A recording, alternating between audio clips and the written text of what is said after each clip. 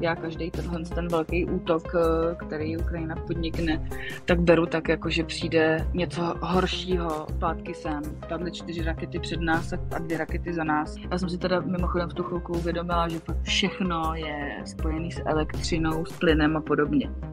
Chodíte prostě po centru Kyjeva a všude jak má, nic nesvítí, nic nefunguje. Takový dezoši, jako jsou u nás, tady nejsou. Situace v Čechách je fakt extrémní momentálně a já přímě nepřestávám zírat.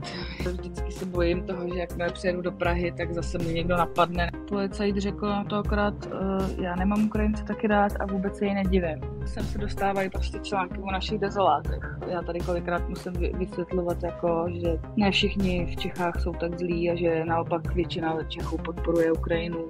Většina lidí, bych si dovolila říct, tady podporuje Izrael.